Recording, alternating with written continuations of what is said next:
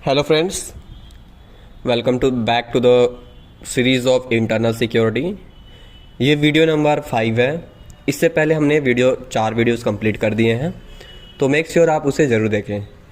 इस वीडियो के description box में उस प्लेलिस्ट का लिंक दे दूंगा, जिससे आप वहाँ से सारे वीडियोस को एक्सेस कर पाएंगे। तो चलिए स्टार्ट करते हैं।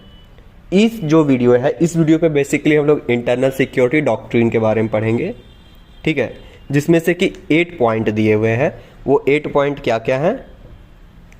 Political, socio economic, governance, police security forces, central state coordination, intelligence, border management और फिर है साइबर सिक्योरिटी। अब बात करते हैं पहला कि डॉक्ट्रिन होता क्या है। Doctrine mean principle. Doctrine mean principal.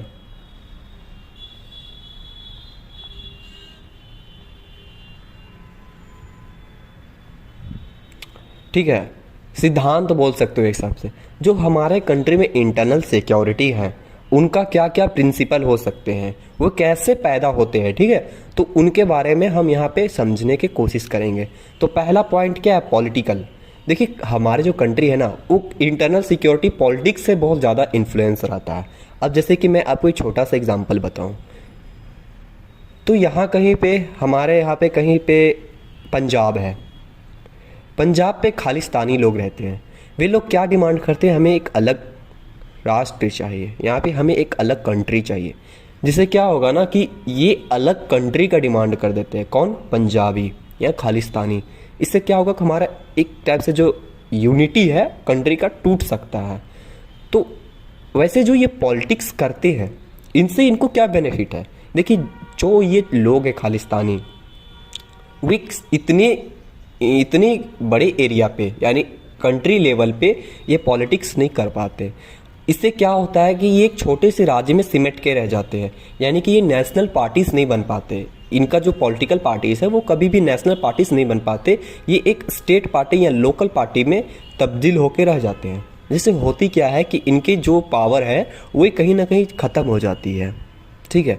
तो इन अपनी पावर को बढ़ाने के लिए ये क्या करते हैं? अपने देश को ही तोड़ने के अगेंस्ट हो जाते हैं। तो कहीं ना कहीं जो हमारे यहाँ पे पॉलिटिक्स है, लोकल लेवल का जो पॉलिटिक्स होता है, वो बहुत ज़्यादा ही इंटरनल सिक्योरिटी का थ्रेट पैदा करती है। तो पहला बात है पॉलिटिकल, ठीक है। वही कहा जा रहा है कि जो हमारा पॉलिटिकल है वो हमें तभी मानना चाहिए जब वो हमारा कॉन्स्टिट्यूशनल फ्रेमवर्क के अंदर हो। अगर नहीं है तो हम उस पॉलिटिक्स का जो भी, उस पॉलिटिकल पार्टी का जो भी डिमांड है, हम उसको पूरा नहीं करने वाले हैं। अगर कल को कहीं वो ऐसा कोई डिमांड रख दे गवर्नमेंट के सामने जो कि हमारे कॉन्स्टिट्यूशनल के ही अगेंस्ट हो जाए, तो हम मेक श्योर उस पर एसेंट नहीं देंगे। इंटरनल सिक्योरिटी का थ्रेट होता है ना, वो 3 प्रकार से होते हैं। पहला क्या है? सेक्शनिस्ट, फिर है सेपरेटिस्ट और फिर है रिलीजन। देखिए, बात समझिए। सेक्शनिस्ट मतलब होता है कोई एक सोसाइटी का एक छोटा सा भाग, एक सेक्शन, ठीक है, एक छोटा सा भाग कोई डिमांड करने लग जाए। कोई कुछ भी डिमांड हो सकता है। वो एक देश के अगेंस्ट में भी हो सकता है और वो देश के भलाई के लिए भी हो सकता है कुछ, लेकिन हाँ, एक स्पेसिफिक पीपल के लिए। तो वैसे डिमांड को बोला जाता है एक सेक्शनिस्ट, ठीक है, एक सेक्शन ऑफ पीपल के लिए। एक होता है सेपरेटिस्ट, ठीक है। सेपरेटिस्ट में क्या होता है ना कि सेपरेटिस्ट थोड़ा डिमांड ज़्यादा कर देते हैं कि हमें एकदम अलग हो जाना है, हमें इस देश से अलग ही हो जाना है, सेपरेट हो जाना है। और रिलीजन के नाम पे तो ऑलरेडी हमारा देश पाकिस्तान बढ़ चुका है, एक ईस्ट पाकिस्तान, दूसरा वेस्ट पाकिस्तान, ठीक है। क्योंकि अब जो है सो ईस्ट पाकिस्तान कहीं ना कहीं अब एग्जिस्ट नहीं करता, वो बांग्लादेश के नाम पे हो चुका है, ठीक है। तो हमें ऐसे देखना पड़ेगा कि वो जो डिमांड कर रहे हैं वो हमारे कॉन्स्टिट्यूशन के अंदर है या फिर नहीं है। अगर वो सेपरेटिस्ट एलिमेंट रखते हैं अपने मन में, तो उनके साथ एक हमें डिस्टेंस बना के रखना चाहिए। अगर वो सेक्शनिस्ट मूवमेंट रखते हैं तो उन्हें एक हेवी हैंड से रखना चाहिए। आर्टिकल 34 क्या कहता है? Martial law, which deals about martial law. अगर कोई हमारे देश का भाग अगर देश के ही अगेंस्ट होने लग जाए, तो हम लोग उस एरिया पे क्या लगा देते हैं? Martial law. जिससे क्या होती है कि वहाँ जो मिलिट्री है उन्हें खुली छूट दे दी जाती है कि आप उस एरिया में जाएं और उस एरिया में जो भी हमले किए जा रहे हैं उस पर स्ट्रिक्ट एक्शन लें। जिससे क्या होगी? हमारे जो कंट्री का जो इंटरनल सिक्योरिटी है वो रहेगा अच्छे से। तो उससे एक सेक्शनिस्ट हो जाते हैं, एक सेपरेटिस्ट हो जाते हैं। सेपरेटिस्ट से हमें डिस्टेंस बना के रखना चाहिए। और जो भी हमारे यहाँ पे डिमांड किए जाते हैं, कौन सा, वो चाहे रीजनल हो सकता है, वो चाहे एथेनिक हो सकता है, उससे अगर एक अच्छी डिमांड है तो एक हमें सिंपैथिक अप्रोच के साथ चलना चाहिए। तो ये कहीं ना कहीं हो जाते हैं पॉलिटिकल इशू। अब आते हैं सोशियो इकोनॉमी। देखिए हमारे जो कंट्री है ना, वो हर लोग गरीब है। कुछ लोग गरीब है, कुछ अमीर है, कुछ लोगों के पास खाने को है तो कुछ लोगों के पास खाने को नहीं है। किसी पास 10 कपड़े हैं तो कोई एक ही कपड़े में अपनी पूरी ज़िंदगी काट देता है। तो कहीं ना कहीं ये जो सोशो इकोनॉमी है, सोशल का इकोनॉमी, वो हमारे कंट्री में बहुत ज़्यादा इफ़ेक्ट पैदा करती है। अब जो गवर्नमेंट है ना, अब जैसे कि मैं तो आपको थोड़ा समझाने की कोशिश करूँ कैसे इफेक्ट पैदा करती है। मान के चलिए कल को आपके पास खाने को खाना नहीं है, तो आप लोग क्या करेंगे? आप लोग कुछ ऐसा एक्शन ले सकते हैं जिससे क्या होगी कि गवर्नमेंट को एक क्लास झेलने की नौबत आ सकती है।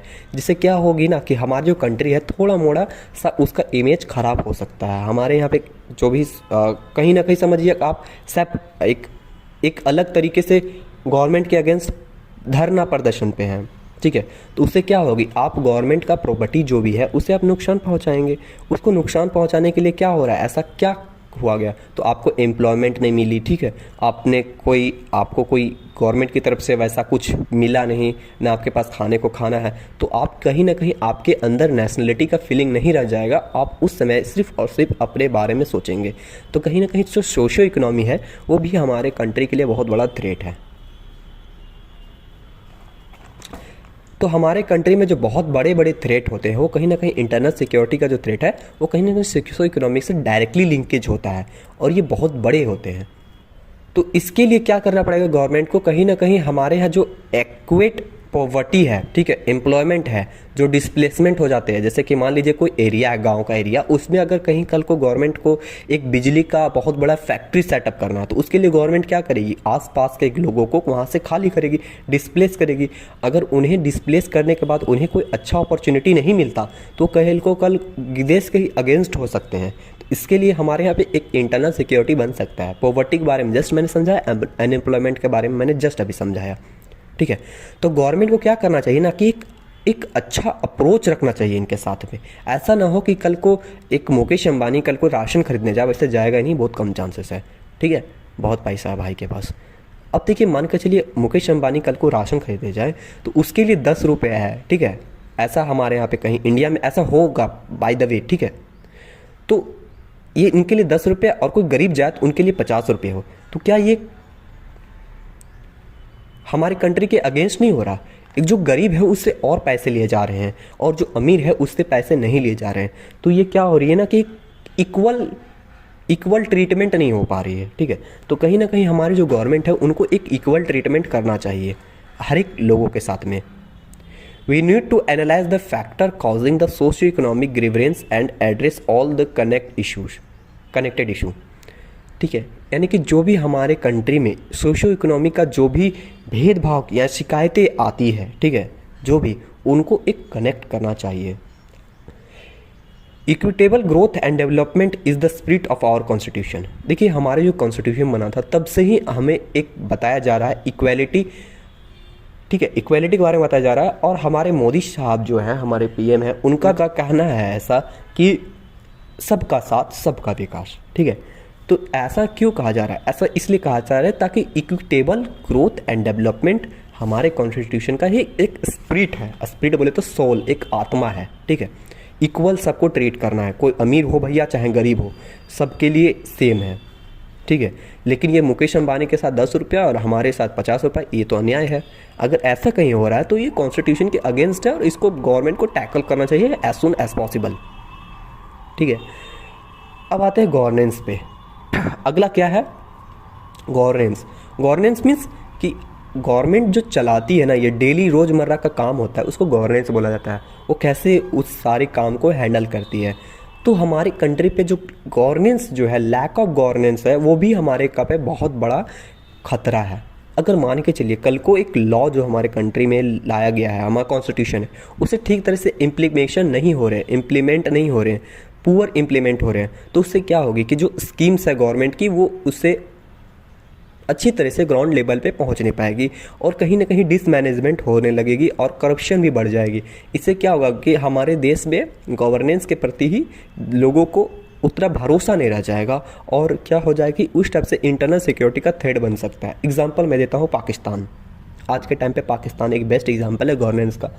पाकिस्तान में क्या होती है कि कभी कभी मिलिट्री लॉ लग जाती है, मिलिट्री के पास बहुत पावर है, वहाँ पे गवर्नेंस वो कॉन्स्टिट्यूशन है वो तो बस एक नाम का किताब बन जाता है, ठीक है।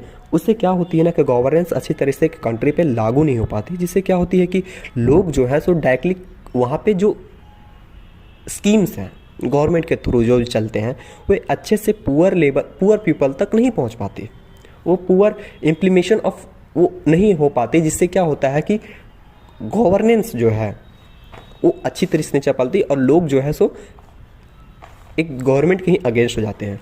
इससे क्या होता है कि कहीं ना कहीं जो क्रिमिनल है, सिविल एडमिनिस्ट्रेशन है, वो भी ठीक से नहीं हो पाता, क्रिमिनल जस्टिस में डिले होने लगती है, ऐसा बहुत सारा केसेस आने लगते हैं, करप्शन बहुत हाई हो जाता है। किसका? लैक ऑफ गुड गवर्नेंस, ठीक है।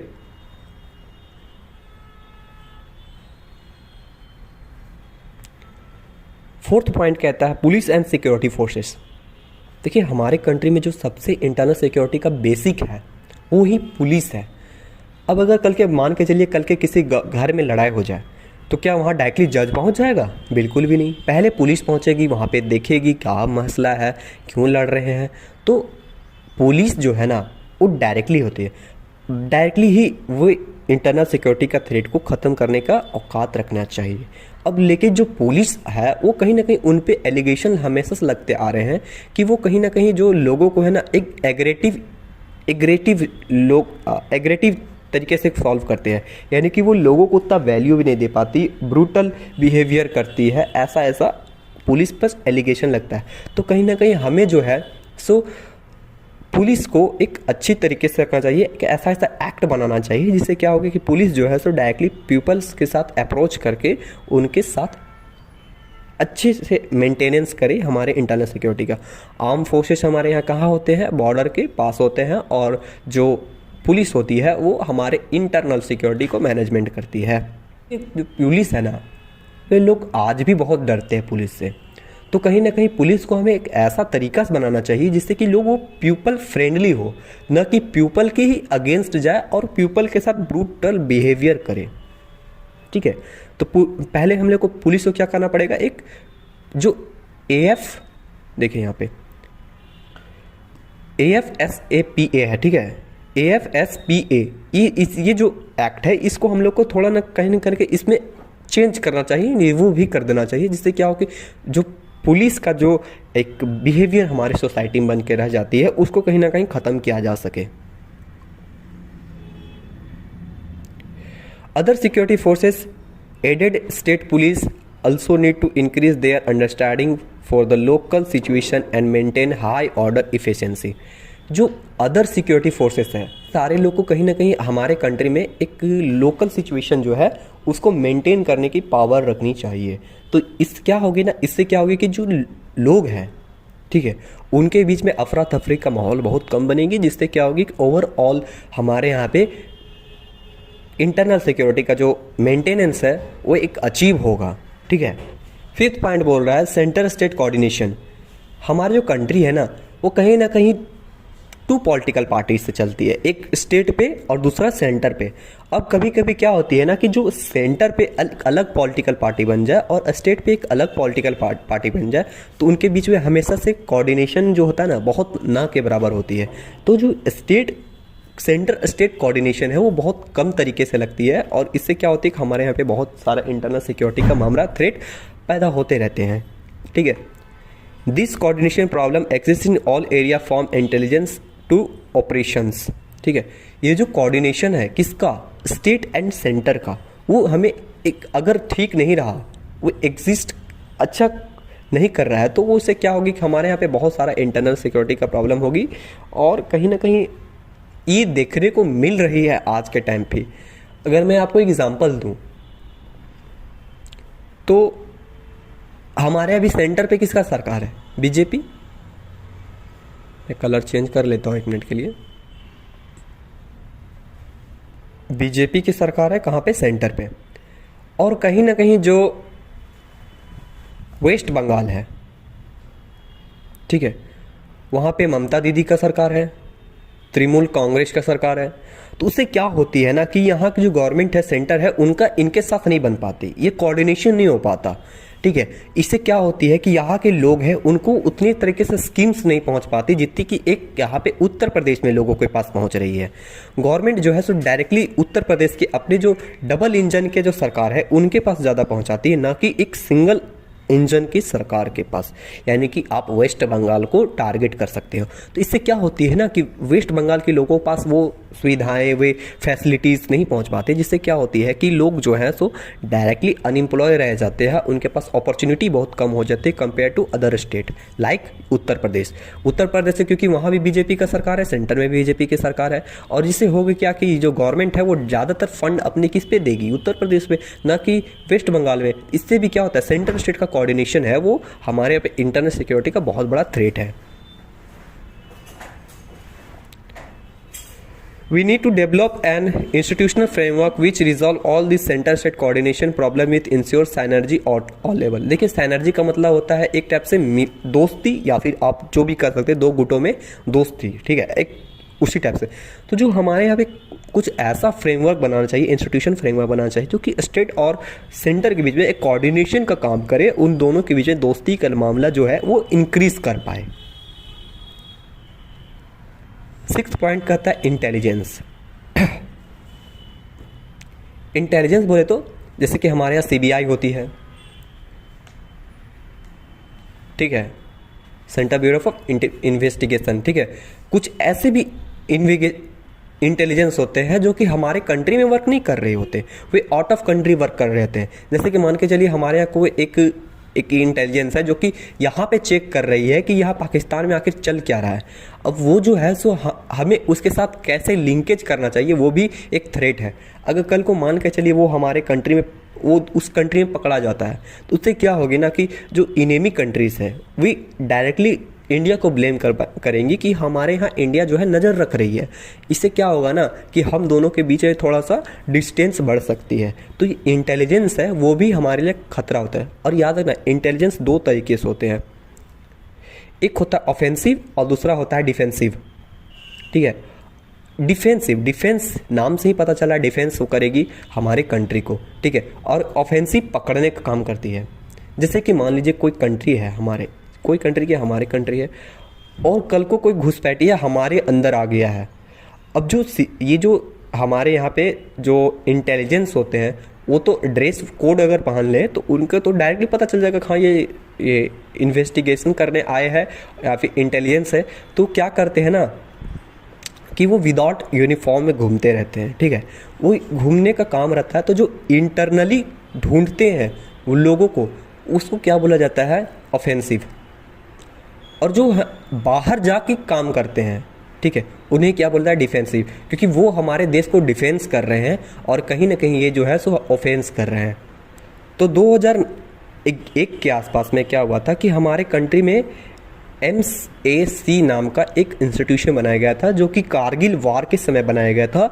और उसे कौन हेड करता है, उसे हेड करते हैं हमारे कंट्री के मिनिस्ट्री ऑफ होम अफेयर्स, यानी कि Amit Shah.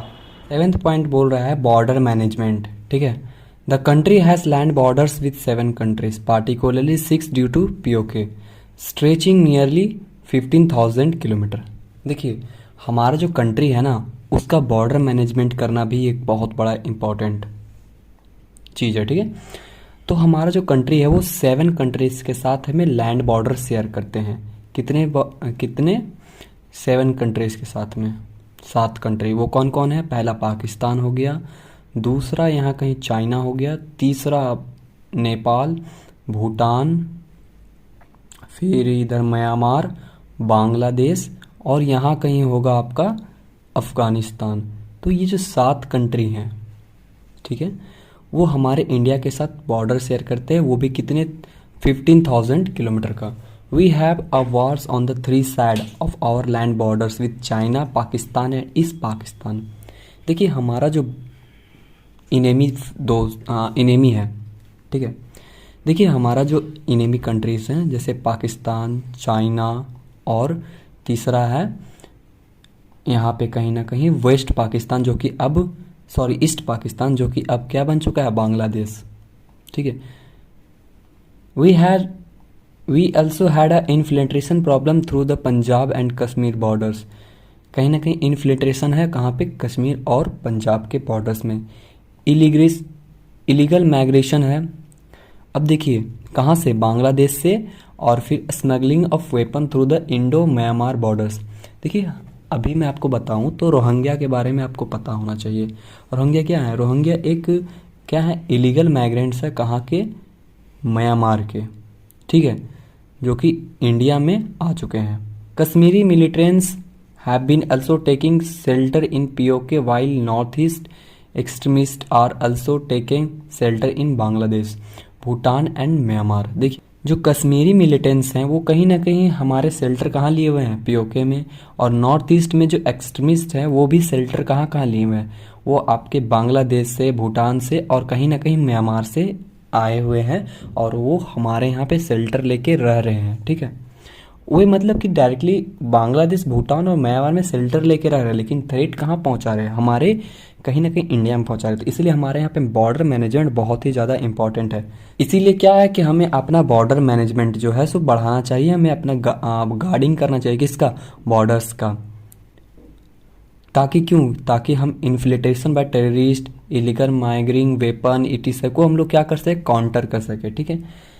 Coastal security also need a special attention. We need ensure the role of Navy, Coastal Guard and Coastal Police are clearly defined and all of them work in harmony with each other। देखिए जरूरी नहीं है कि हमारा जो India का threat है वो सिर्फ और सिर्फ बॉर्डर्स के थ्रू हो, वो कहीं ना कहीं आपका कोस्टल के थ्रू भी होता है। जैसे कि 9/11 का जो अटैक हुआ था मुंबई में, वो क्यों हुआ था, क्योंकि हमने वो पाकिस्तानी कहाँ से आ गए थे, डायरेक्टली हमारे कोस्टल के थ्रू आए थे इंडिया में। ठीक है। अगला पॉइंट है साइबर सिक्योरिटी। देखिए साइबर सिक्योरिटी हमारे कंट्री के लिए कितना इंपॉर्टेंट है, आप इस बात से पता लगा सकते हैं कि साइबर सिक्योरिटी पे ही आज का डिजिटल जो युग है ना, वो साइबर सिक्योरिटी पे डायरेक्टली डिपेंड हो चुकी है। अगर एक छोटा सा भी लीक होता है तो उससे पूरा कंट्री शट डाउन हो सकता है। आप इसी बात से पता लगा सकते हैं कि 2013 में स्नोडेन रिवेलेशन हुआ था, जिसमें क्या हुआ था कि 10 बड़े बिजनेसमैन के सारे डेटा को लीक कर दिया गया था। और इसके बारे में लोग बहुत अच्छे तरीके से पढ़ेंगे किस लेक्चर में, आने वाले फ्यूचर के जो चैप्टर्स हैं उसमें बहुत ही डिटेल में पढ़ाई करेंगे, किसके बारे में, साइबर सिक्योरिटी के बारे में। तो मेक श्योर आप कंटिन्यू रहें। ठीक है।